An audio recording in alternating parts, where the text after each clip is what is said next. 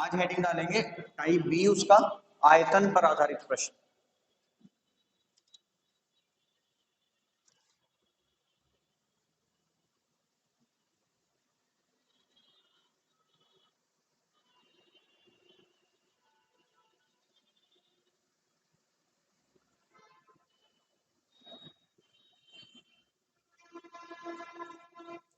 आयतन पर आधारित प्रश्न। क्वेश्चन लिखेंगे,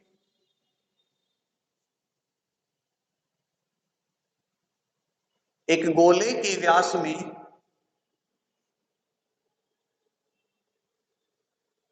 एक गोले के व्यास में एक गोले के व्यास में 10% की कमी की गई। एक गोले के व्यास में 10% की कमी की गई, उसके आयतन में कितने प्रतिशत कमी हो जाएगी?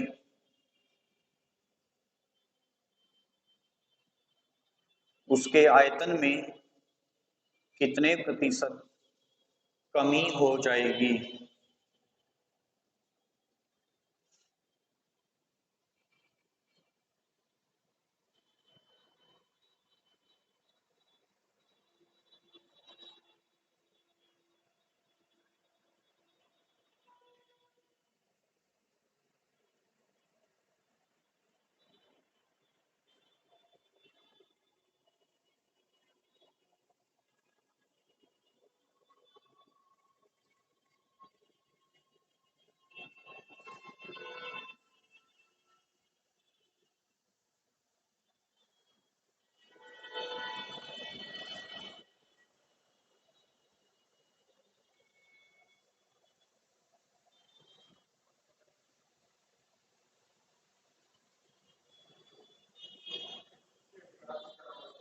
कितना?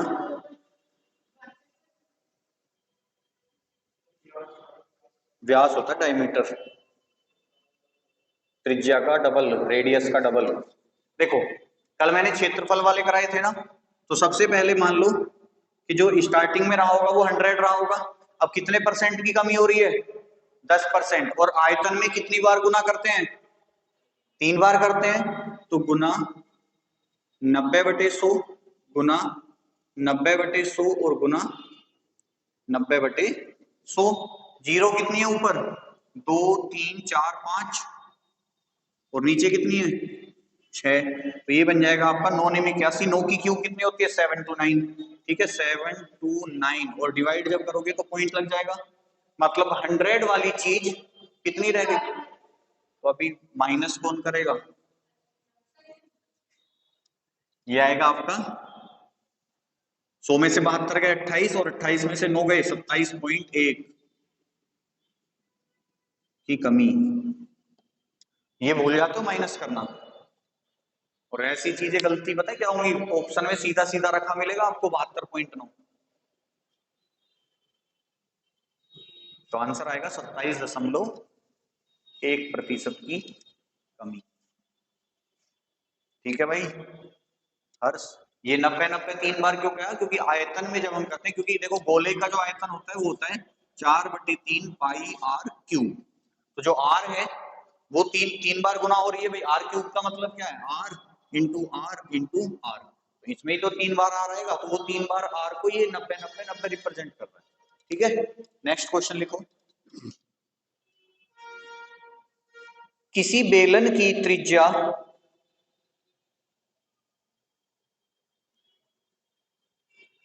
5% बढ़ाई गई।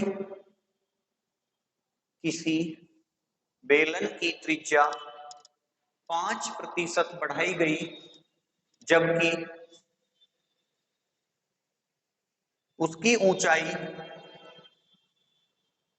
जबकि उसकी ऊंचाई 10% बढ़ाई गई।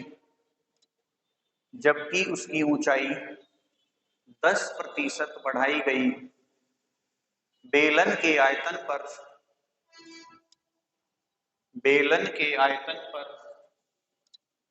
कितने प्रतिशत का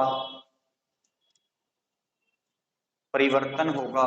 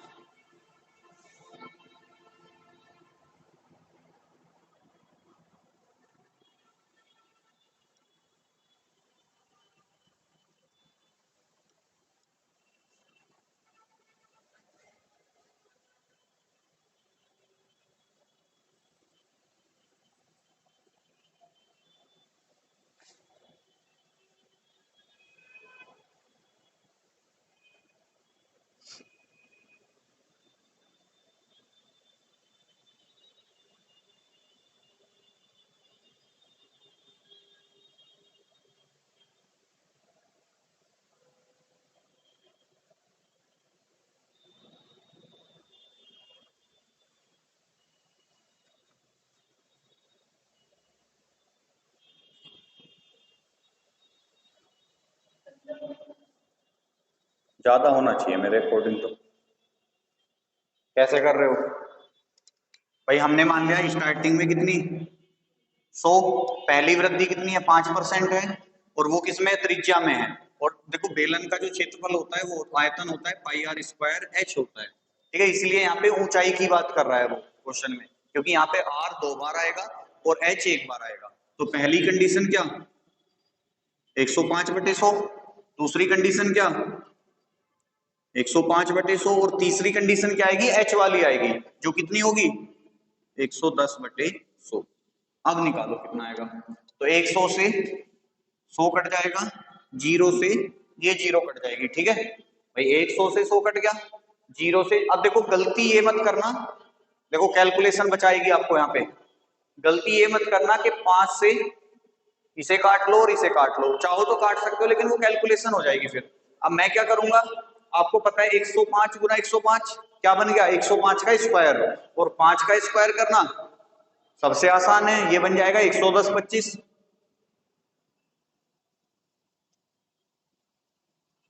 110/25 और गुना 11 बटे कितना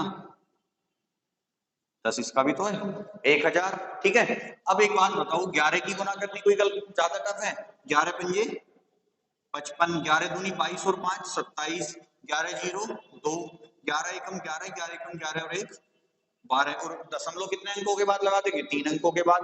तो 1 2 3 कहाँ आ जाएगा यहाँ पे। पहले कितनी थी अब कितनी हो गई, कितनी बढ़ गई, बस यही आंसर है। टफ है, बस कैलकुलेशन, कैलकुलेशन अगर आ जाएगी। आप इसे ऐसे भी कर सकते थे कि 5 से काटा 20 बार, 5 से काटा 21 बार, ठीक है। अब ये फिर से 5 से कट जाता 4 बार, क्योंकि भाई 5 20 100 हो जाते भाई। अगर मैं चाहूं तो इसे ऐसे कर सकता था भाई 5 दूनी 10 और 5 से जब मैं इसे काटता तो 21, ठीक है।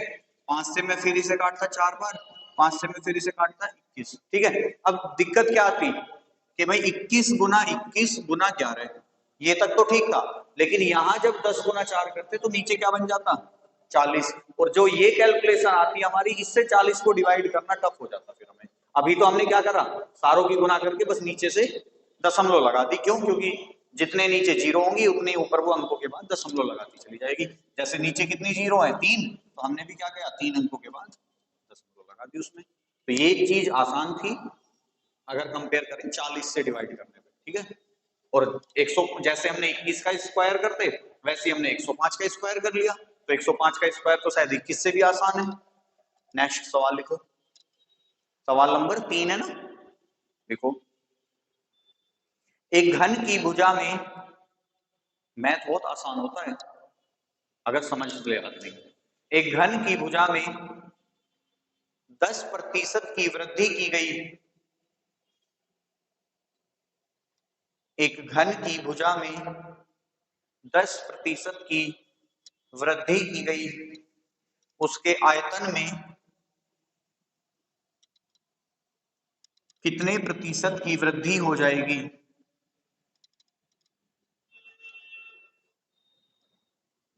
उसके आयतन में कितने प्रतिशत की वृद्धि हो जाएगी?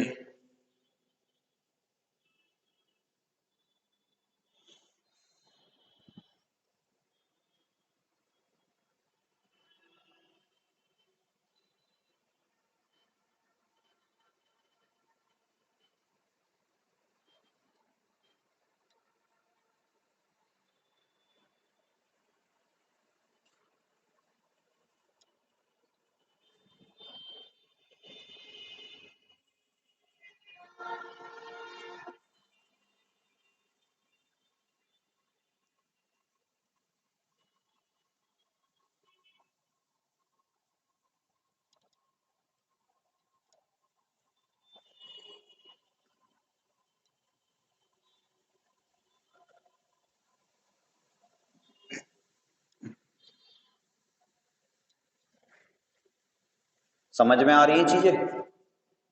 कोई समस्या हो तो पूछ लिया करो। देखो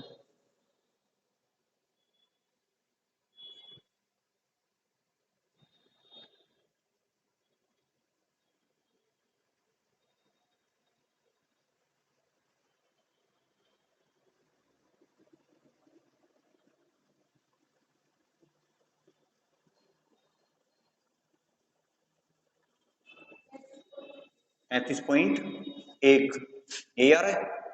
अबे हर्ष देखो इनिशियल वैल्यू कितनी 100, पहली वृद्धि कितनी है, वृद्धि है ना, घन है ना, घन के कितने भुजा में 10%। अब 10% की वृद्धि कितना कर देगी 110/100, कितनी बार होगी 3 बार,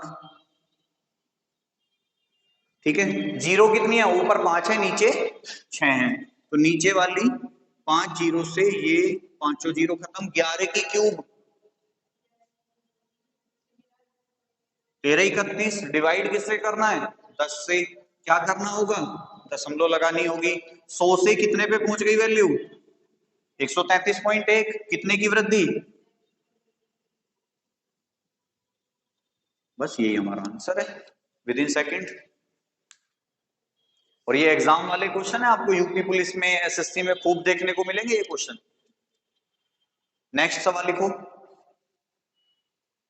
एक होल की लंबाई, एक होल की लंबाई, चौड़ाई तथा ऊंचाई में, एक होल की लंबाई, चौड़ाई तथा ऊंचाई में क्रमशः 10%, 20% तथा 10% की कमी की जाती है, 10, 20 और 10% की कमी की जाती है होल के आयतन में, होल के आयतन में कितना परिवर्तन हो जाएगा?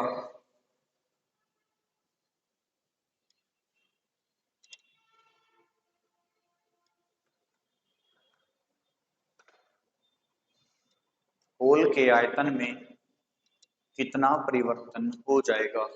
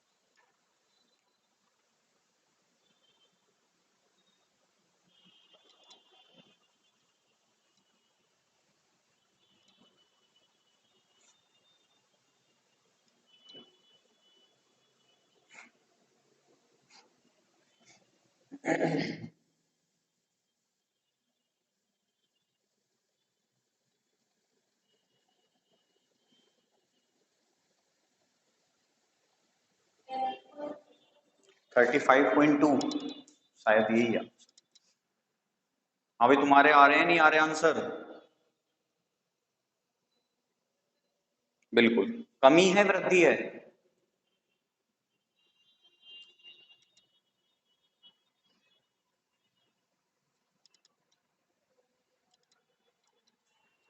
क्यों जी? कंचन कमी है या वृद्धि? वृद्धि है। घटाई गई है तो सिंपल सी बात है वैसी कमी होगी। घटा रहा है ना तीनों को, तो कमी होनी चाहिए। देखो 100 से अगर ये वाली वैल्यू ज्यादा है तो वृद्धि है, कम है तो कमी है। अब तुम बताओ ज्यादा आ रही है या कम आ रही है? कम आ रही है तो कमी होगी ना भाई। पहली इनिशियल वैल्यू कितनी? 100। लंबाई में कितने की कमी कर रहा है तो कितनी रह जाएगी? चौड़ाई में कितनी कमी कर रहा है तो कितनी रह जाएगी? और ऊंचाई में भी 10% है तो 90/100। ठीक है, ऊपर 5 जीरो, तो नीचे की 5 जीरो कट जाएंगे। ठीक है, 9 का स्क्वायर। देखो तुमने यहाँ भी क्या करा होगा, 9 अट्ठे 72 करा होगा, फिर 9 की गुना करी होगी। हाँ 9 का स्क्वायर करो पहले क्योंकि वो इजी हो जाएगा। और 81 गुना 8 करना है, तो 81 गुना 8 कितना होगा? 8 एकम 8, 8 अट्ठे 64, और 10 से डिवाइड करना है तो ये लग जाएगा पॉइंट। तो 100 की वैल्यू 64.8 रह गई। कितने की कमी हो गई भाई? 100 में से 64 घटाएंगे 36 बचेगा, 36 में से भी 0.8 घटाना है तो 35.2% कमी। ये एरो नीचे को जा रहा है तो कमी को दर्शाएगा, ऊपर को जा रहा है तो वृद्धि को दर्शाएगा। कई बार एग्जाम में ना वो लिख के नहीं देता कि भाई एक आयताकार कमरे की लंबाई में 10%, 20% और 30%। जैसे मैंने तो बोला कि 10% घटाई, 20% वृद्धि करी, 10% कमी करी। वो क्या करेगा? 10% एरो लगा देगा, फिर 20% डाउन कर देगा, और फिर 10% अप कर देगा। तो आपको समझना चाहिए कि जो एरो ऊपर को जा रहा है वो वृद्धि को दर्शा रहा है, जो नीचे को जा रहा है वो कमी को दर्शा रहा है। ठीक है, नेक्स्ट क्वेश्चन लिखिए। आंसर क्या आएगा इसका? 35.2%। कौन सा क्वेश्चन है? पांचवा लिखो। एक निश्चित माप के प्रस्तावित कमरे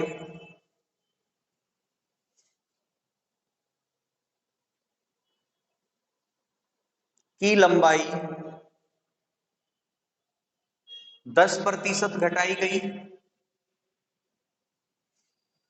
तथा चौड़ाई 20% घटाई गई, जबकि ऊंचाई, आवाज गूंजती है इसमें, जबकि ऊंचाई 5% बढ़ाई गई।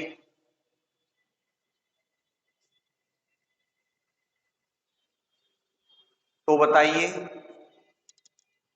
कमरे के आयतन पर कुल कितने प्रतिशत का प्रभाव पड़ेगा? कमरे के आयतन पर कुल कितने प्रतिशत का प्रभाव पड़ेगा?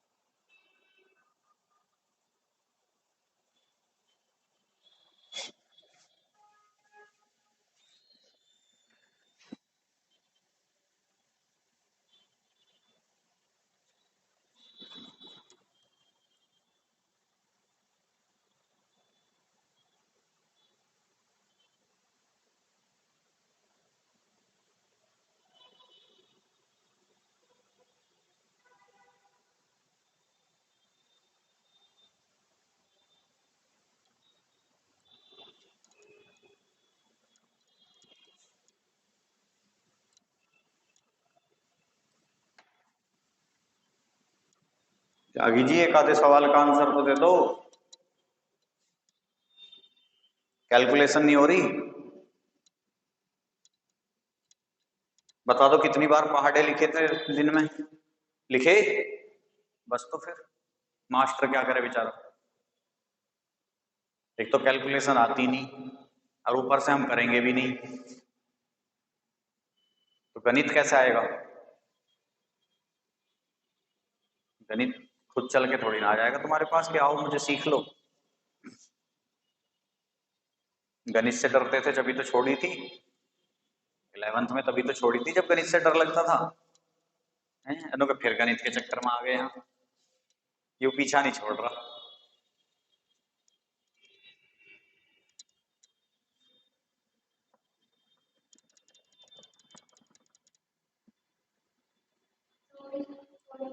चौबीस पॉइंट चार प्रतिशत कमी या वृद्धि?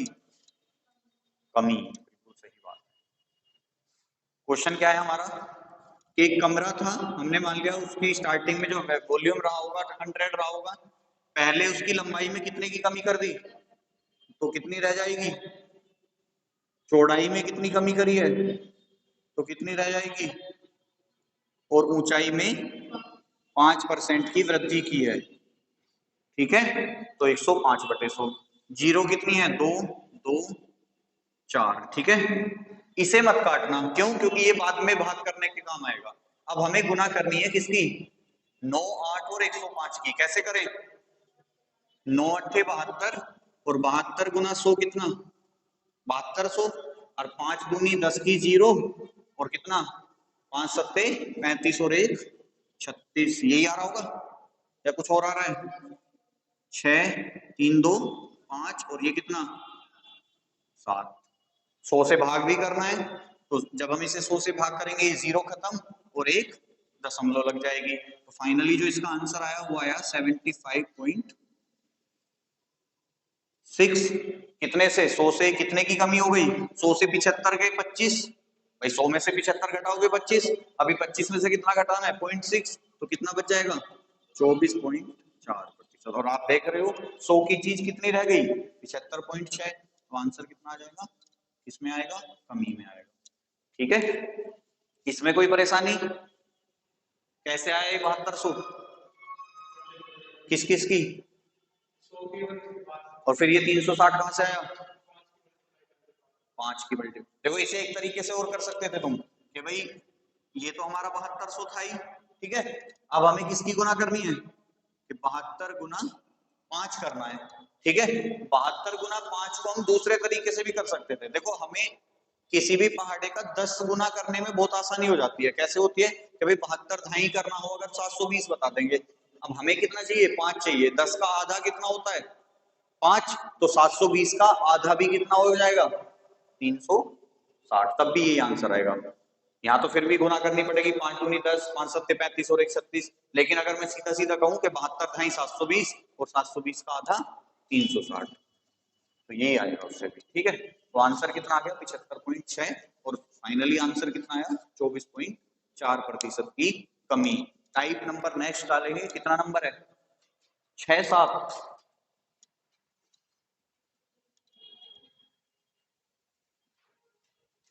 क्लास नोट्स कौन से हैं? ये वाले? टाइप नंबर 6 चलेगा। चलिए टाइप 6 डालेंगे, आय और व्यय पर आधारित प्रश्न।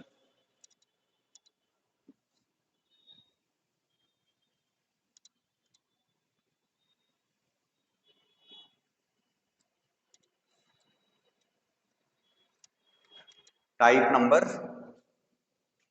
6, आय व्यय व्यय पर आधारित। आय और व्यय क्या होती है? इनकम और एक्सपेंडिचर, ठीक है। Questions based on income and expenditure. Question लिखेंगे पहला,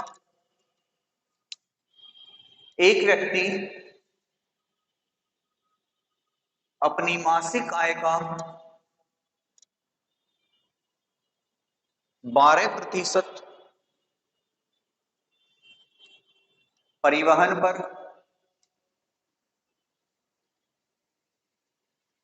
18% शिक्षा पर,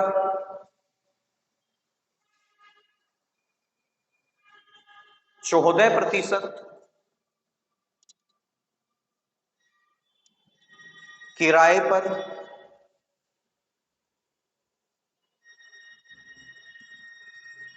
तथा 16% मनोरंजन पर खर्च करता है।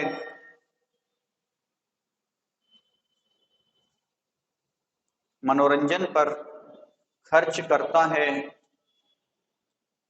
यदि माह के अंत में व्यक्ति के पास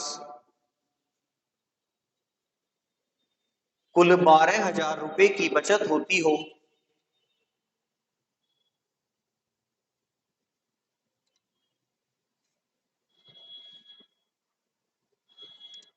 तो व्यक्ति की मासिक आय ज्ञात कीजिए। व्यक्ति की मासिक आय ज्ञात कीजिए।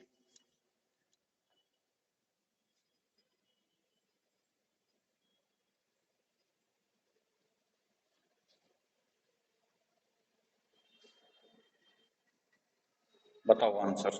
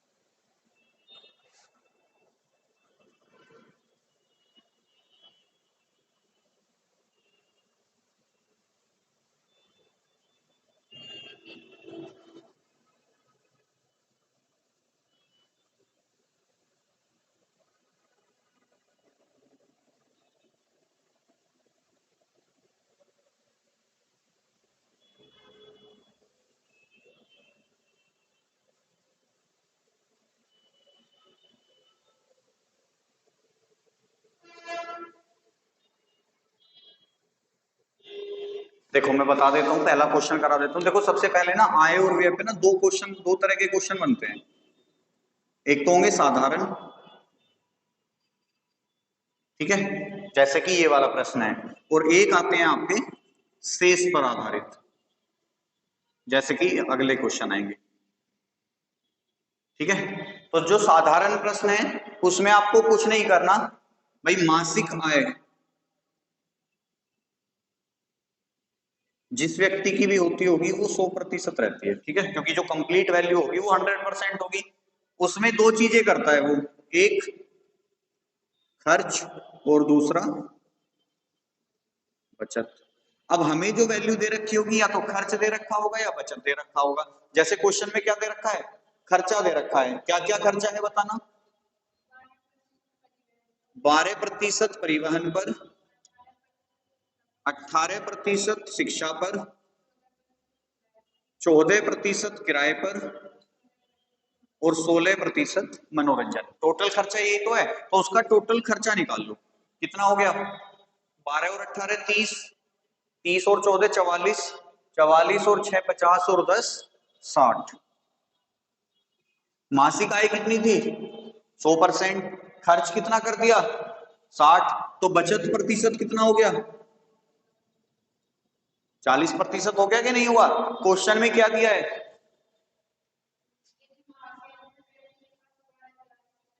यदि माह के अंत में व्यक्ति के पास 12,000 रुपए की बचत होती हो, देखो बचत रुपए में कितनी है, प्रतिशत में कितनी है भाई, अगर 100 में से 60 खर्च कर दिया तो 40 बचेगा, और 40% की वैल्यू रुपए में कितनी है, 12,000।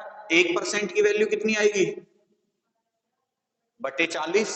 या फिर आप डायरेक्ट काटोगे, जीरो से जीरो, 4 दिया तो 1% की वैल्यू कितनी आ गई, या डायरेक्ट भी काट सकते थे, 40 दिया 120, 300 बच जाता।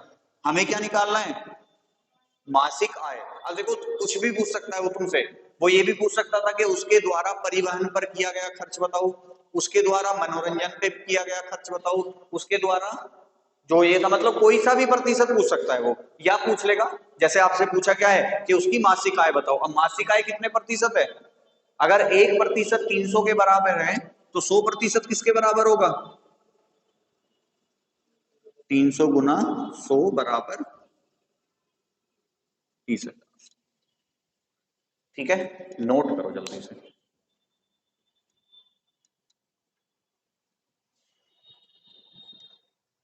हर्ष भाई इतना सा दिमाग लगा लो अपना, ठीक है, इतना मैं लगवा दूंगा, चिंता मत करो, ये गारंटी है। 3 महीने बाद सवाल खुद करोगे, ये गारंटी है, चाहे तुम आर्ट साइड से हो, चाहे तुम बिल्कुल नर्सरी क्लास में से आए हो उठ के, सवाल कराने की गारंटी हमारी है, कॉन्फिडेंस है इतना।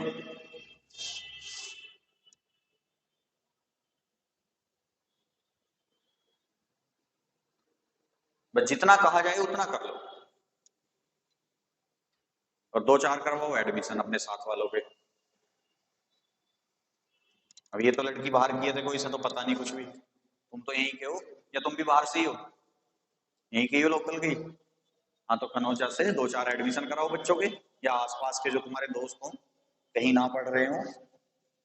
कौन से स्कूल से करिए 12th, बीकेडी खुरमपुर, अरे वाह, तो पुराने स्टूडेंट हो तुम तो इनके फिर, तुमने भी यहीं से की है, अच्छा तुम तो पेपर देने आए हो।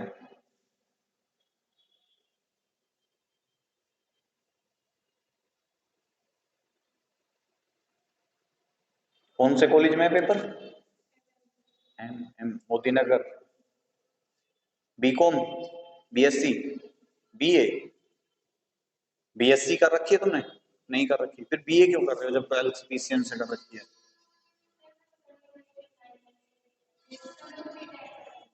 अच्छा बीटेक का इरादा था, कोई नहीं, गवर्नमेंट जॉब की तैयारी करो, जितने बीए कंप्लीट हो जाएगी इतने तुम्हारी, क्योंकि तुम्हारा ग्रेप अच्छा है, ठीक हो तुम पढ़ने में, तो कोशिश करो थोड़ा सा जीएस पे, हिंदी पे, रीजनिंग पे भी फोकस करो, क्योंकि मैथ तो मैं देख रहा हूँ मैं, कवर कर लोगे तुम आराम से मैथ को, अगर तुमने एक बार, तुम्हें कोई सिलेबस पूरा करा देगा तो तुम्हारा मैथ तो हो जाएगा, ये पक्की बात है। अब तुम्हें तैयारी करनी है जीएस और हिंदी और रीजनिंग की, तो जीएस में देखो डेली जब तक पढ़ते रहोगे जब तक आती रहेगी, सब सब्जेक्ट ऐसी हैं देखो, अगर रेगुलर पढ़ते रहोगे तो ही आएंगे वो। जीएस मैम करा दी होंगी आपको, कौन सा सब्जेक्ट चल रहा है, और नहीं यहाँ पे क्लास नहीं चल रही आपकी जीएस की, और मैम क्या कराती है फिर बाद में, हिंदी, चलो कोई नहीं, मतलब हाँ जीएस या हिंदी में से कोई एक सब्जेक्ट चल रहा है ना।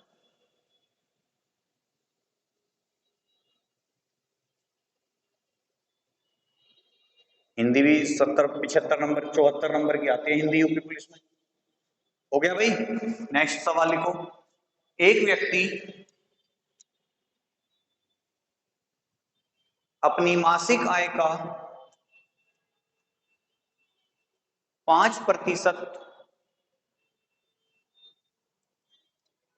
अपनी मासिक आय का 5% राहत कोष में दान देता है,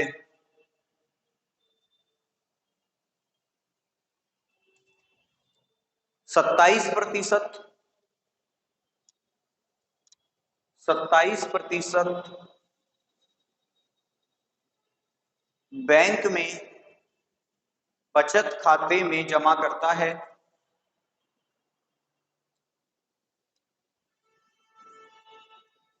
18% घरेलू सामग्री में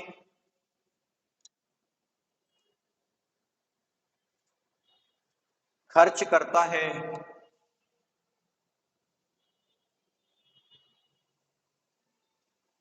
इससे पिछला परसेंटेज कितना था? हाँ 27 था ना। इसके बाद 17% बच्चों की शिक्षा पर खर्च कर देता है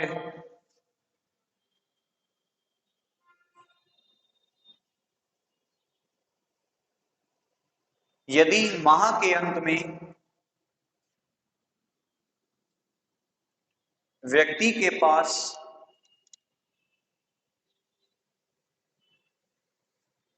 6600 रुपए बचते हों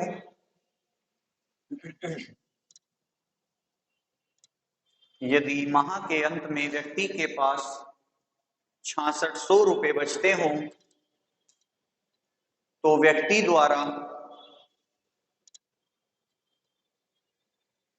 द्वारा बचत खाते में जमा की गई राशि व्यक्ति द्वारा बचत खाते में जमा की गई राशि कितनी थी?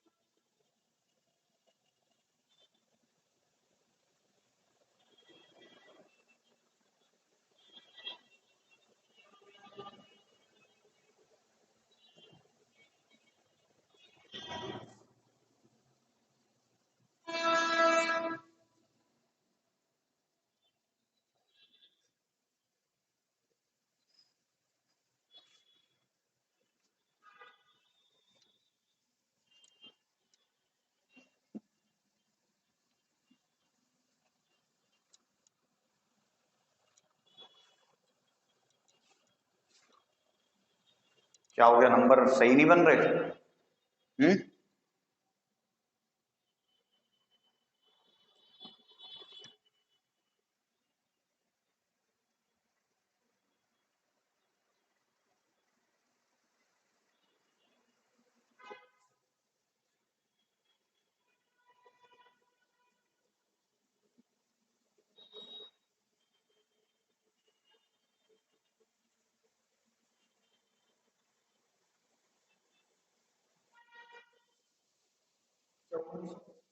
5400 ही आ रहा है। 5400 ही आना चाहिए वैसे तो। क्वेश्चन क्या है बताओ भाई? टोटल इनकम कितनी? 100%। एक्सपेंस कितने हैं? पहला एक्सपेंस है उसका 5% का, दूसरा 27% का, तीसरा और उसके बाद 17% का। ठीक है, यही है ना? 27 और 5 32, 32 और 18 50, 50 और 17, मतलब उसने टोटल खर्च कितना कर दिया? 67%। सेविंग कितनी आ गई? 33%। और इसकी वैल्यू कितनी है? 6600 रुपए। तो 33% की वैल्यू 6600, 1% की वैल्यू कितनी? 33 दूनी 66 होते हैं, तो 200 रुपए। हमसे क्या पूछा है कि व्यक्ति द्वारा बैंक में जमा की गई राशि कितनी थी, कितने परसेंट की थी? 27%। अगर 1% बराबर 200 है तो 27% कितनी? 27 गुना 200 बराबर 54। अगर उसकी इनकम पूछ लेता तो कितनी आती? 200 गुना 100, 20,000। ठीक है, हो जाएंगे। सेकंड टाइप का करें हम, हो जाएंगे कंचन? आंसर आ गया 5400। चलिए सेकंड क्वेश्चन लिखेंगे अब। एक व्यक्ति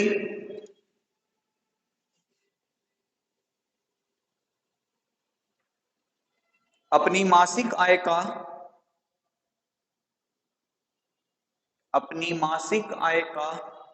30% 30% भोजन पर खर्च करता है,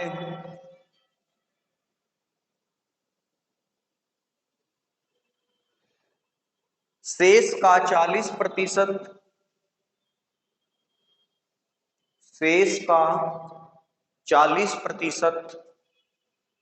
परिवहन पर खर्च करता है,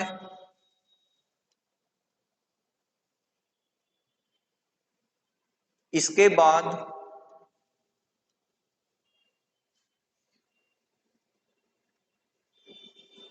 शेष का 50%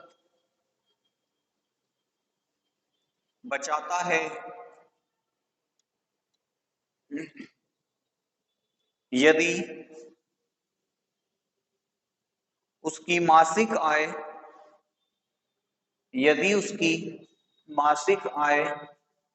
18,400 रुपए हो, यदि उसकी मासिक आय 18,400 हो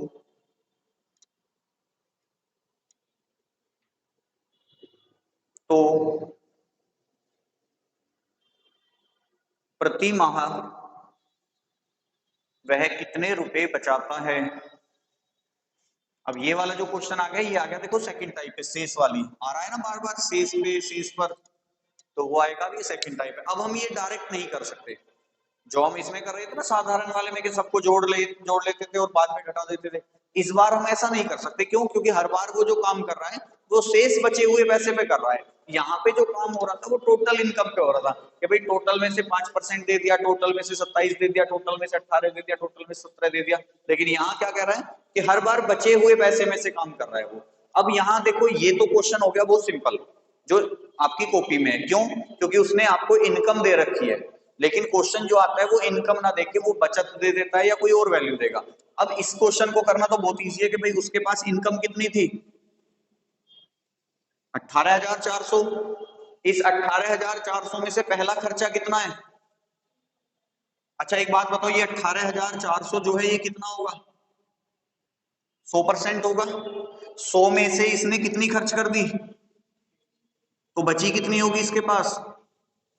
70% बची होगी ना। कि जब इस 18,400 में से ये 30% खर्च कर देगा तो बचेगी कितनी? 70। तो हम क्या करेंगे, डायरेक्ट क्या निकालेंगे इसका? 70। अब देखो, ये जो वैल्यू आएगी सोल्व करने के बाद कौन सी आएगी? इस खर्चे को निकालने के बाद की वैल्यू, ठीक है, यानी कि जो शेष बच जाएगा उसके पास। फिर क्या कह रहा है वो? अब देखो शेष का 40%, अब देखो ये जो 70% होगा ना, ये फिर से 100% बन जाएगा, क्योंकि अभी जो उसके पास वैल्यू होगी वो ये होगी। इस 100% में से फिर उसने 40 खर्च कर दिया, तो कितना बचाया? 60 बचा दिया। तो गुना कितनी हो जाएगी? 60/100। अब जो भी वैल्यू सोल्व करके आएगी वो फिर से 100% होगी, और इस 100% में से कितना बचाता है वो? 50% बचाता है। 50 खर्च कर देता है, तो कितना बचेगा उसके पास? भाई 50, 100 में से 50 खर्च कर दिया, 50 ही बच जाएगा, तो कितना आ जाएगा? 50/100। मतलब यहां हम क्या करते हैं, यहां हम उसका खर्चा ना निकाल के उसकी निकालने लगते हैं बचत। ठीक है, कि भाई पहले में से 30% खर्च करे तो 70 बचा लिए, जो ये आया उसमें से 40 खर्च करे 60 बचा लिए, जो भी आया उसमें से 50 खर्च करे तो 50 बचा लिए। ठीक है, तो फाइनली क्या आ जाएगी उसके पास, जो टोटल बचेगा वो आ जाएगा निकल के। कितना आएगा ये? अब देखो 2 3 4 5, तो 2 4 5 खत्म। अब बचा क्या हमारे पास? 184 गुना 7 गुना 6 गुना 5, और बटे कितना? 10। अब इसकी गुना कैसे करोगे?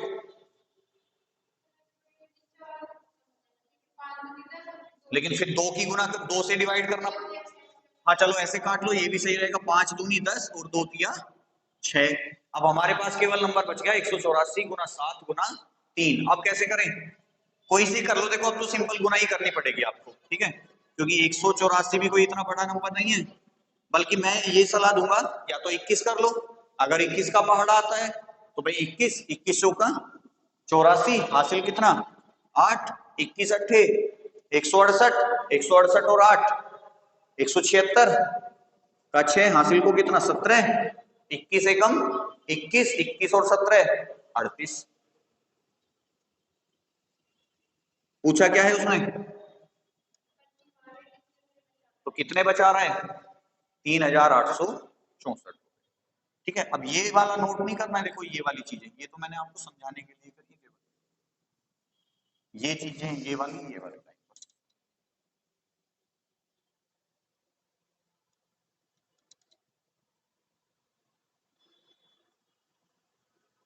ये अब थोड़ा सा टफ आ गया, देखो सेक्शन थोड़ा सा टफ लगेगा अब आपको, पर इतना नहीं है। अच्छा इसका ना एक सब्स्टिट्यूट और है, वो भी बताऊं, अभी बता देता हूं, पहले इसे नोट कर लो। वो चलता है फ्रैक्शन पे, आते हैं फ्रैक्शन थोड़ा बहुत, परसेंटेज का फ्रैक्शन आता है भाई हर्ष, आता है तुम्हें, आता है थोड़ा बहुत फ्रैक्शन, चलो मैं समझा दूंगा कोई बात नहीं। ये हो गया, हटा दूं इसे, देखो मैं इधर बता देता हूँ, चलो उधर।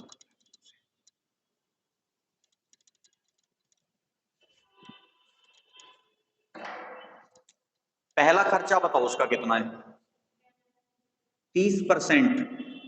अगर मुझे 30% को फ्रैक्शन में बदलना हो तो क्या करूंगा बटे 100, और फाइनली कितना आएगा 3/10। ये रहेगी उसकी प्रारंभिक मात्रा या प्रारंभिक संख्या, ठीक है, और ये है उसका खर्चा। ठीक है, अब मुझे एक बात बताओ, तीन चीजें हैं, एक तो या फिर प्रारंभिक आय कह दो उसे, ध्यान से समझना देखो इसे। 10 क्या है आपकी आय, ठीक है, 3 क्या है खर्च। अब मुझे तीसरी चीज किसकी जरूरत पड़ेगी बचत की। अब मुझे एक बात बताओ, 10 में से 3 रुपए खर्च कर दिए तो 7 बचाऊंगा, दूसरा खर्चा बताओ कितने परसेंट है 40 है ना, 40 की वैल्यू कितनी होती है 2/5। इनकम में आएगा 5, खर्चे में आएगा बचत कितनी 3, तीसरा बताओ 50। अब 50% कितना होता है 1/2, इनकम कितनी खर्च कितना तो बचत भी कितनी 1, तो 50% बचाया तो खर्च कितना करा 50 ही करा ना, तो बात बराबर उसमें दोनों तरफ से बराबर आ जाएगी भाई। उसने बचाने की जगह खर्चे की जगह बचाना कह दिया, तो अगर तुम 100 में से 50 खर्च बचाओगे तो 50 खर्च भी तो करोगे, तो बात वही आएगी कि देखो एक खर्च कर दिया एक बचा दिया। अब देखो ये है टोटल इनकम, इसकी करो आपस में गुना, 10 पंजे 50 दूनी 100। हमें क्या निकालनी है उसकी बचत निकालनी है, कितनी आएगी 21। ठीक है, और अगर तुम्हें खर्चा निकालना हो तो इनका आएगा दोनों का डिफरेंस, देखो यहाँ गुना करके नहीं आएगा, इसलिए क्या होता है कि ये इग्नोर किया जाता है। लेकिन मैंने तुम्हें समझाने के लिए कि भाई ये जो 3 था ये 1 था, ये जो ऊपर जो वैल्यू आती है ना ये खर्चा आता है, लेकिन ये ध्यान रखना यहाँ पे ये गुना करके आंसर नहीं आएगा, गुना करके इसका खर्चा कितना आ जाएगा, अगर खर्चा निकालना होगा तो खर्चा आएगा इसका 79। मतलब उसके पास कुल कितने रुपए थे कुल राशि, और उसकी बचत कितनी है। अब बताओ 100 में से अगर कोई 21 बचा रहा है तो खर्च तो 79 हुए होंगे, गुना करके तो 79 नहीं आएगा। तो ये जो क्वेश्चन चलता है वो आय और बचत पे चलता है। चलता कैसे है, अगर मैं खुद इस क्वेश्चन को करता तो मैं ऐसे करता कि 30% है, 30% की वैल्यू 3/10, तो 10 रुपए इनकम थी, 3 खर्च कर दिए, बचाए कितने 7, तो मैं केवल इनकम और बचत को लेके चलता। 40% थी 2/5, 5 इनकम थी, 2 खर्च कर दिए 3 बचा लिए, तो मैं इन दोनों वैल्यू को लेता। 50% थी, 2 में से 1 खर्च कर दिया 1 बचा लिया। ठीक है, अब हमें क्या क्या मिल गया, कुल राशि मिल गई, कुल खर्च मिल गया, और क्या मिल गई बचत मिल गई। अब आप अपने प्रश्न में देखोगे कि रुपए में वैल्यू इन तीनों में से कौन सी दे रखी है। जैसे इस प्रश्न में क्या दिया हुआ था इनकम दे रखी थी, तो इनकम मेरे अकॉर्डिंग कितनी है 100, और 100 की वैल्यू कितनी है 18,400। एक की वैल्यू कितनी आएगी यहां से 184 आ जाएगी। हमें क्या बतानी है, उसकी बचत बतानी है। कितनी है बचत? 21। तो गुना किससे कर देंगे? 21। शायद यही नंबर है। कहाँ? देखो ये रहा, ये रहा। तो सेम ही आएगा आंसर इस बार भी। अब तुम्हें लग रहा होगा ये बहुत टफ, रियल बताऊं तो, लेकिन ये इजी इसलिए लग रहा है क्योंकि इसमें इनकम दे रखी थी। जो आने वाले सवाल होंगे ना, वहां इनकम ना देके तुम्हें बचत देगा, तब तुम्हें ये वाला आसान लगेगा। तो इसे भी नोट कर लो, पर इसमें क्या करना है, तुम्हें ये नोट नहीं करना। ये बात समझ लेना कि ये बचत कहां से आई थी, कि 10 में से 3 खर्च करके 7 बचाए, 2 में से 1 खर्च करके 1 बचाया, 5 में से 2 खर्च करके 3 बचाए। ठीक है, खर्चे को आपको इन्वॉल्व नहीं करना है इसमें।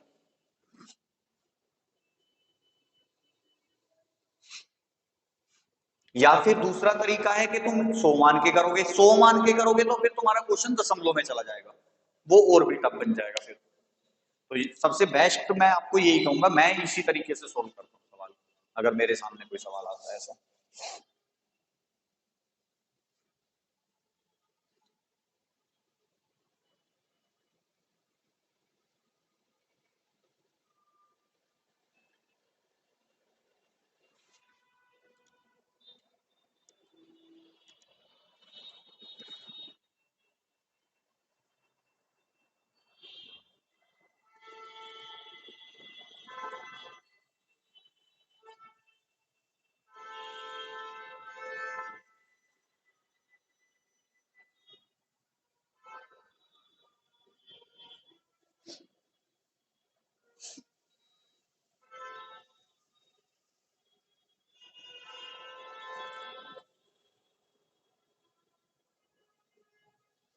हो गया? क्वेश्चन बोलू नेक्स्ट, लिखो।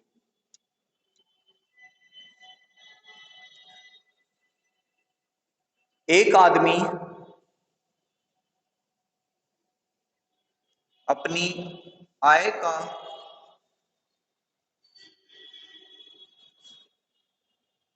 5% निर्धन कोष में जमा करता है।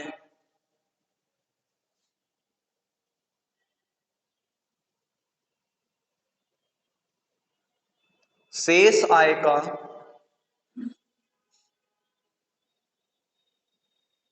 20%, शेष आय का 20% वह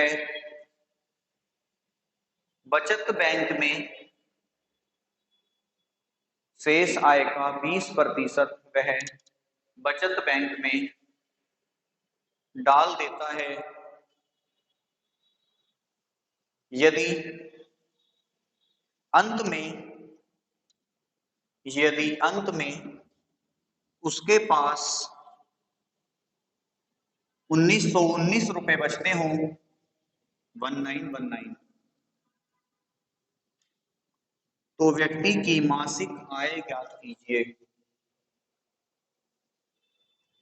तो व्यक्ति की मासिक आय ज्ञात कीजिए।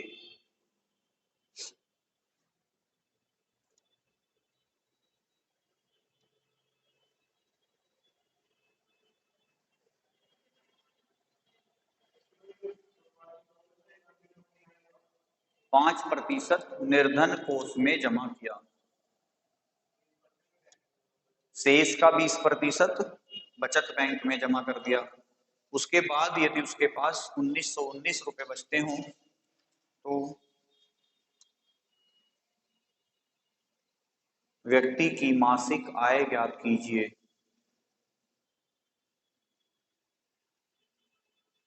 कितने क्वेश्चन हो गए? 10 क्वेश्चन तो हो गए होंगे। अभी नहीं हुए होंगे, 5, 9, 9वां होगा।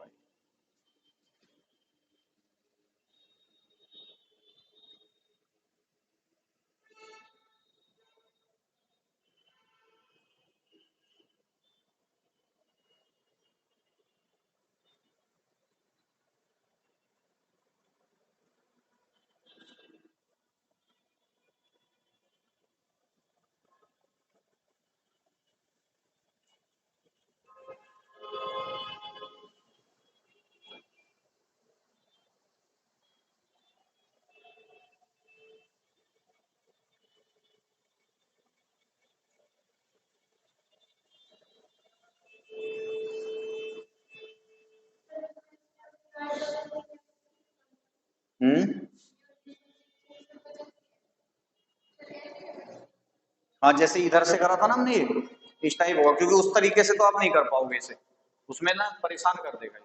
देखो अब मैं करा देता हूँ। पहले 5% खर्च करें ना, 5% की वैल्यू कितनी होती है? 1/20। मतलब अगर उसके पास 20 रुपए थे तो एक खर्च करके बचाया कितना? 19। दूसरा खर्चा कितना है? 20% की वैल्यू कितनी होती है? 1/5। 5 रुपए थे, खर्च कितने कर दिए? एक खर्च करा है ना, तो बचाया कितना? उसके बाद क्या करना है? मल्टीप्लाई। 1976। ठीक है, ये क्या हो गई उसकी इनकम, और ये क्या है उसकी सेविंग, और ये क्या है उसका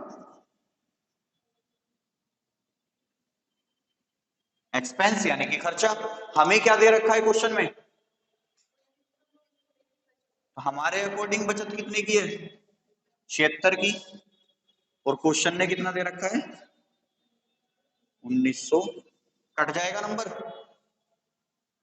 कितने से कटेगा?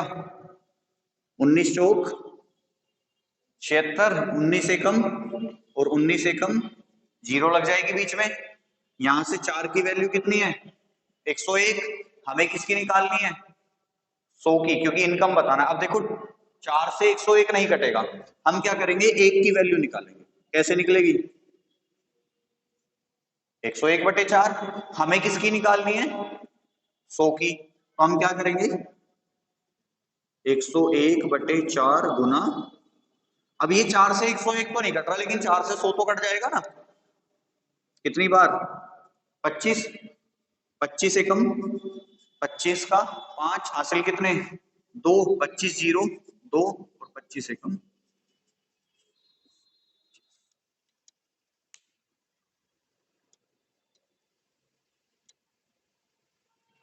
आसान है, चीजें आसान लग रही हैं, टफ लग रही हैं? लेकिन अगर पहली बार सामने आ जाएगा ना तो बावला बन जाता है। चलो एक सवाल और करो।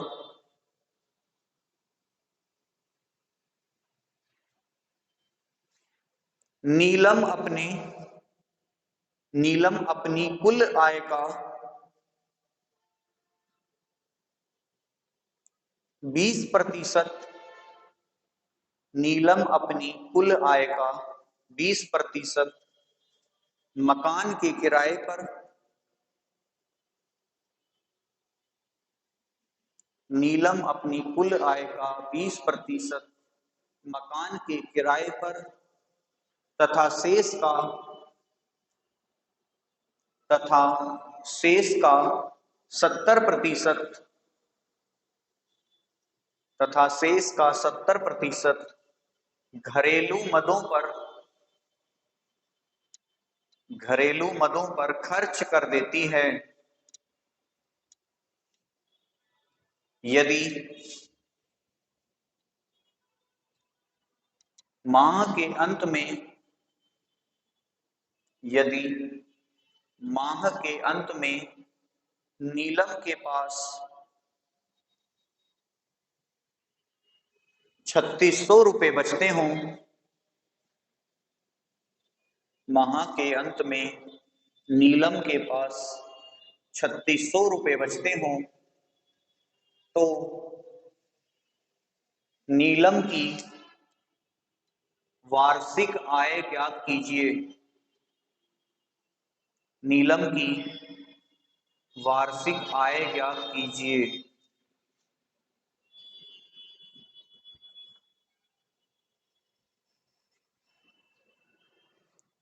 नीलम की वार्षिक आय ज्ञात कीजिए।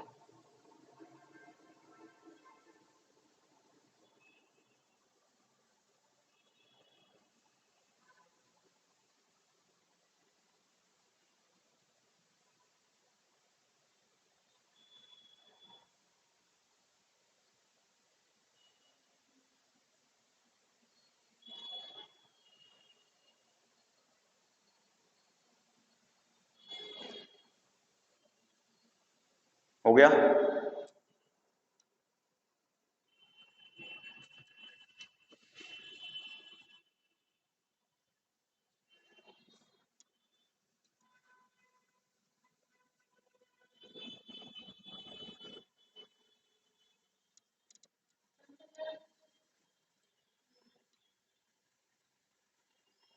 आधा उत्तर है अभी।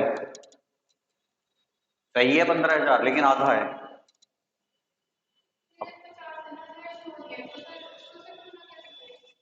आंसर तुम्हारा ठीक है, लेकिन एक स्टेप भूल रहे हो बस तुम, जो इसे बिल्कुल सही बनाएगा,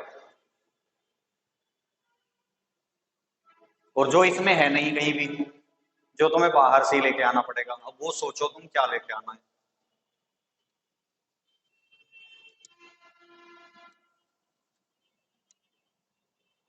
आंसर आएगा इसका 1,80,000।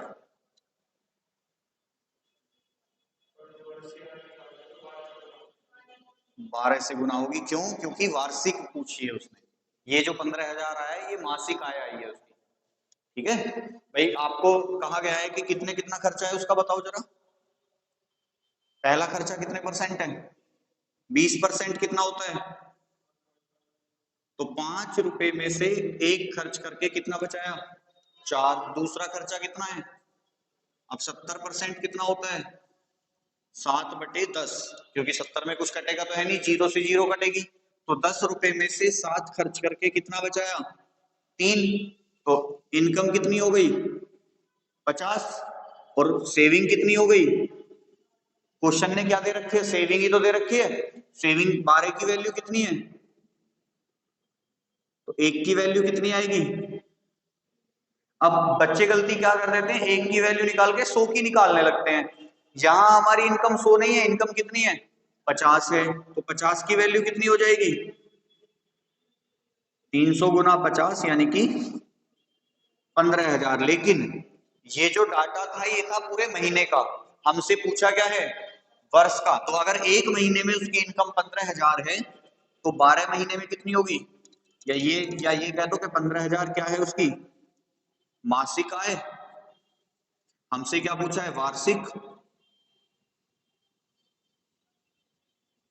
तो 15,000 गुना 12, और 15 12 कितने होते हैं? 180, और 3 जीरो। तो 1,80,000 उसकी वार्षिक आय थी। ठीक है, इस टाइप में सबसे टफ क्वेश्चन जो बनेगा वो आपकी कॉपी पे अब आएगा, लिखो। ये तो नोट कर लिया होगा, हो गया होगा ये तो। चलो नेक्स्ट क्वेश्चन लिखो। एक आदमी अपने मासिक वेतन का एक आदमी अपने मासिक वेतन का 30% 30 शिक्षा पर खर्च करता है। 30% शिक्षा पर खर्च करता है। शेष का 50%, शेष का 50% भोजन पर खर्च करता है,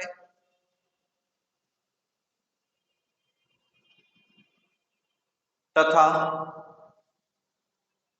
1,000 रुपए 1,000 रुपए मकान का किराया देता है। 1,000 रुपए मकान का किराया देता है। यदि माह के अंत में यदि माह के अंत में उसके पास 1,800 रुपए बचते हों, तो व्यक्ति का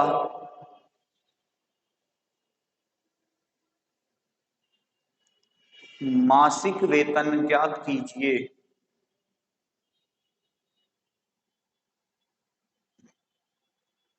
व्यक्ति का मासिक वेतन ज्ञात कीजिए।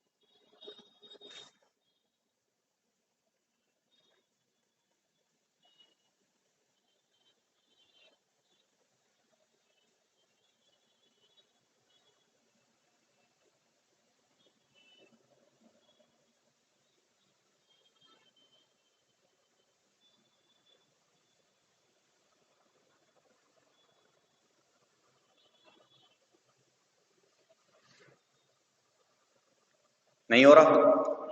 क्यों नहीं हो रहा? क्योंकि 1000 रुपए परेशान कर रहे हैं, बाकी खर्चे प्रतिशत में, एक खर्चा पैसों में। तो आपको क्या करना है, इस पैसे वाले खर्चे को होल्ड कर देना है। ठीक है, होल्ड कैसे करना है कि अभी नहीं देना है। अब एक बात बताओ, पहला खर्चा कितना है उसका?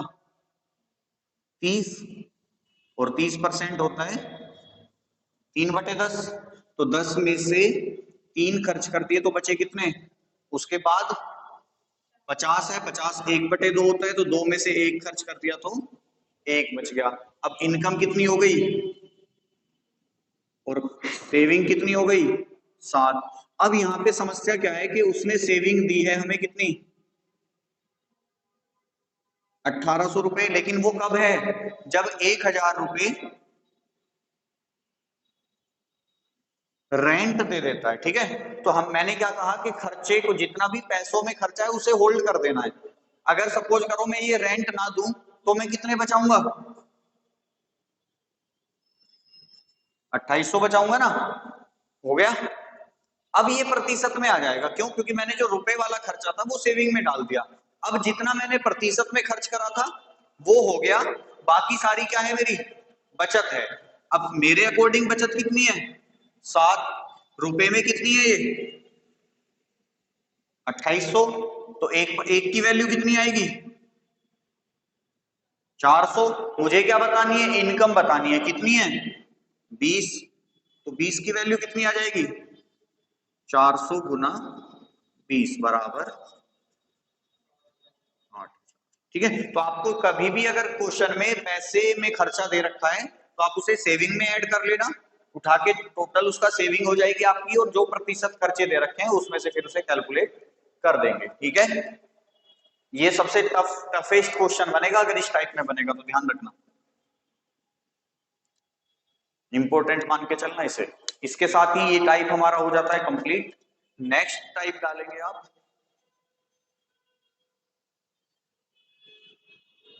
चुनाव पर आधारित प्रश्न, टाइप नंबर 7। चुनाव पर आधारित प्रश्न, सबसे ज्यादा ये क्वेश्चन आता है एग्जाम में, चुनाव वाला। हटा दो इसे।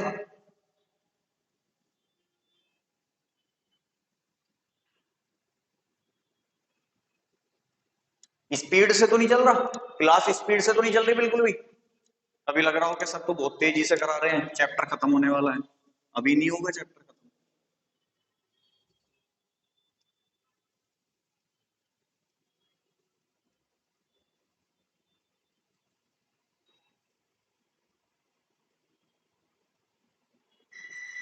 किसी के साथ कोई ऐसा इश्यू के समझ में नहीं आया हो अभी तक कुछ भी पीछे का?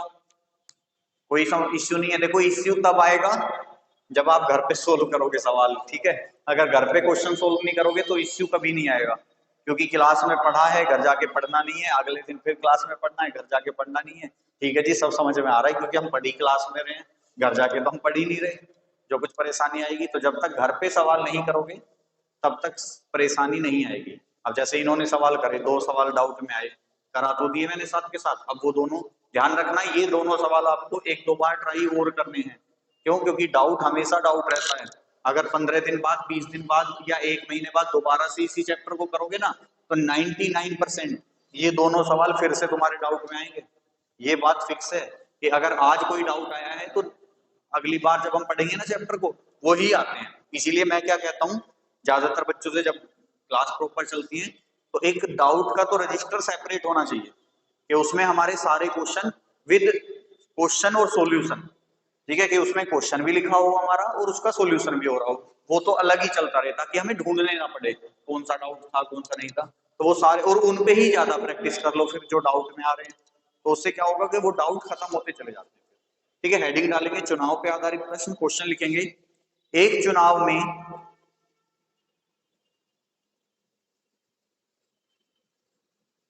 दो उम्मीदवार थे। एक चुनाव में दो उम्मीदवार थे। जीतने वाले उम्मीदवार को जीतने वाले उम्मीदवार को कुल मतों का जीतने वाले उम्मीदवार को कुल मतों का 65% कुल मतों का 65% मत प्राप्त हुए। 65% मत प्राप्त हुए और वह और वह 900 मतों से 900 और वह 900 मतों से चुनाव जीत गया।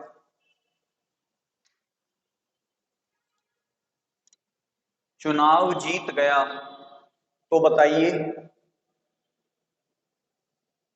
चुनाव में कुल कितने मतदाता पंजीकृत थे। चुनाव में कुल कितने मतदाता पंजीकृत थे। कर लोगे? हो जाएगा? चलो मैं करा देता हूं एक सवाल। ठीक है भाई, एक चुनाव था, आम चुनाव आप लोगों को पता ये होते हैं। उस चुनाव में कितने मतदाता हैं, सॉरी कितने उम्मीदवार हैं? दो हैं। मान लो दो उम्मीदवार हैं, एक ए और एक बी। आपको पता है कुल संख्या कितनी होती है? 100% होती है। तो हमने मान लिया कुल मतदाता कितने थे? 100 थे। ठीक है, 100 में से वैसे हम कोई बात नहीं है, ए बी को रख लेते हैं। जीतने वाले उम्मीदवार को कितने प्रतिशत वोट मिले हैं? तो 100 का अगर मुझे 65% निकालना हो तो कितना आएगा? 65 ही आएगा, क्योंकि 100 पे है। तो ये कितना आएगा? 65। अब मुझे एक बात बताओ, 100 में से ए को 65 वोट मिल गए, तो बी को कितने मिले होंगे? बचे हुए सारे बी के ही हैं। कितने हैं? 35। ठीक है, अब मुझे ये बता दो कि 100 में से 65 वोट मिले ए को, 35 वोट मिले बी को, जीता कौन? ए। कितने वोटों से जीता? नहीं, हमारे अकॉर्डिंग इस क्वेश्चन में 35 से या 30 से? भाई ए को वोट मिले 65, बी को वोट मिले 35। हार जीत कैसे होती है? दोनों के अंतर से ही तो होती है। तो दोनों का अंतर कितना है भाई? 30 होगा ना, क्योंकि 5 से 5 कट जाएगा और 60 में से 30 घटाओगे 30। हमारे अकॉर्डिंग 30 वोटों से जीता है। क्वेश्चन ने कितने से जीता है? 900 से। तो इस 30 की वैल्यू कितनी है? एक की वैल्यू कितनी आएगी? 0 से 0, 3 तिया 9, एक की वैल्यू कितनी आ जाएगी? 30। हमें क्या बताना है? अब वो तीन क्वेश्चन पूछ सकता है आपसे। पहला, कुल मतदाताओं की संख्या जो कि कितनी मानी थी? 100। जीतने वाले उम्मीदवार को कितने वोट मिले, यानी कि 65। हारने वाले उम्मीदवार को कितने वोट मिले, यानी कि 35। अब हमसे क्या पूछा है? कुल मतदाताओं की संख्या बताओ। अगर एक बराबर 30 है, कुल मतदाता कितने थे? 100। तो 100 बराबर कितना होगा? 30 गुना 100, यानी कि 3000। समझ में आया? कोई डाउट? सीधा सीधा फंडा है कि कुल मतदाता 100, एक को 65 मिले हैं, तो 65% मिले तो 100 का 65% 65 होता है। बचे हुए किसको मिल जाएंगे? दूसरे को मिल जाएंगे। अब 100 में से ए को 65 मिले, बी को 35 मिले। ए कितने वोटों से जीता? 30 से। क्वेश्चन ने कितने दिए हैं? 900। तो इस 30 की वैल्यू ही तो 900 है, तो एक की वैल्यू 30, 100 की वैल्यू 3000। अगर पूछ लेता कि भाई जीतने वाले उम्मीदवार को कितने वोट मिले हैं, तो कितना आंसर आता?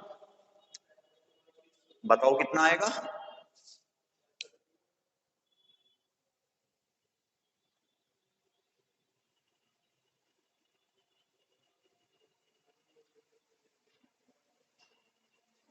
65 का पहाड़ा नहीं आता, कभी 1950 हो, 65 या 195 होते हैं, और जीरो है 30 की। भाई 65 गुना 30, 3 पंजे 15 का 5, 3 चक 18 और 1 19 और जीरो, या फिर 65 दिया 195 होते हैं। अगर हारने वाले को पूछ लेता तो 35 दिया 105 होते हैं, तो ये आ जाता। जोड़ोगे तो 3000 हो जाएगा, 5 और 5 10, 9 और 1 10, 1 और 2 1 3, और 3000 देखो टोटल। ठीक है, लेकिन अभी हमसे क्या पूछा था, इतना पूछा था। सेकंड क्वेश्चन लिखो, एक चुनाव में ए और बी दो प्रत्याशी थे। एक चुनाव में ए और बी दो प्रत्याशी थे। ए ने कुल मतों का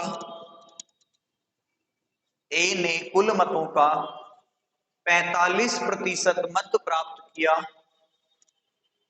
ए ने कुल मतों का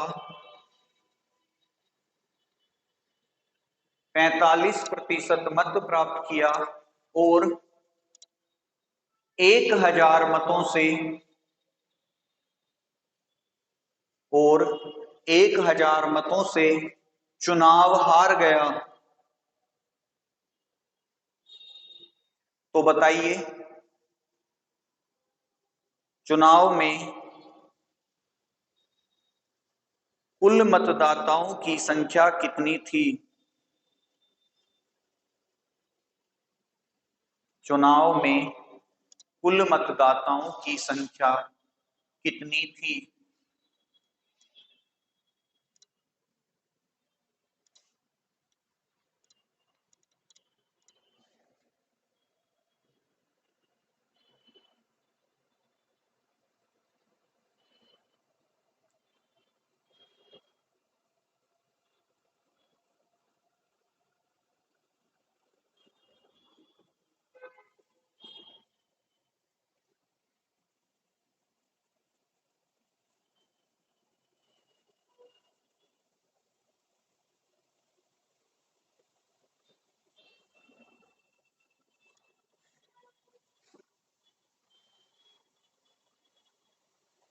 बताओ जल्दी। 10,000 तो बता क्यों नहीं रहे हो? एक को 45 मिले हैं, दूसरे को 55 मिले होंगे, कितने से हार गया? 10 से। 10 की वैल्यू कितनी है? 1000। एक की वैल्यू 100, तो 100 की वैल्यू कितनी? 10,000। अभी इस टाइप के क्वेश्चन करने की कोशिश मत करना, ठीक है? क्योंकि इसमें ना अभी और अलग अलग टाइप के क्वेश्चन आएंगे, तो फिर तुम फंस जाओगे, कहोगे कि भैया ने पता नहीं कैसा पढ़ाया। तो अभी इस टाइप को मत छेड़ना। इससे पहले मेरे ख्याल से 63 या 64 तक हम पहुंच गए हैं, ठीक है? मतलब क्वेश्चन नंबर 63 64, जैसे तुमने 45 तक तो कर लिए, या अभी नहीं हुए 45 तक भी? कोई बात नहीं, आज हो जाएंगे। तो आज का तुम्हारा टारगेट 64 तक पार करना है, क्योंकि भाई तुमने 29 30वां क्वेश्चन अगर पूछ लिया है तो 10 15 ही रह गए, वो भी उसमें भी कुछ कर लिए होंगे। क्या क्षेत्रफल और आयतन वाले रह गए होंगे तुम्हारे? हाँ, तो आज पहुंच जाओगे वहां पे आयतन वाले पे, और साथ साथ मतलब 63 64 तक है वो क्वेश्चन। आय और व्यय वाले जो क्वेश्चन है वो 63 64 पे खत्म हो रहे हैं आगे। तो आज का जो टारगेट है तुम्हारा, यहाँ तक पहुंचना है तुम्हें, ठीक है? कोशिश करनी है कि यहाँ तक पहुंच जाओ। नहीं पहुंचते हो तो कोई बात नहीं, 2 4 5 क्वेश्चन रह जाएंगे जो डाउट में रहते हैं, जैसे तुमने आज कर रखा था वैसे ही स्पेस छोड़ के ले आना। 29 वाला क्वेश्चन मत पूछना, क्योंकि सेम टू सेम 26 के जैसा है। वहां पे इसमें पी आ रहा है, इसमें आर आ रहा है, बस दोनों सेम क्वेश्चन है।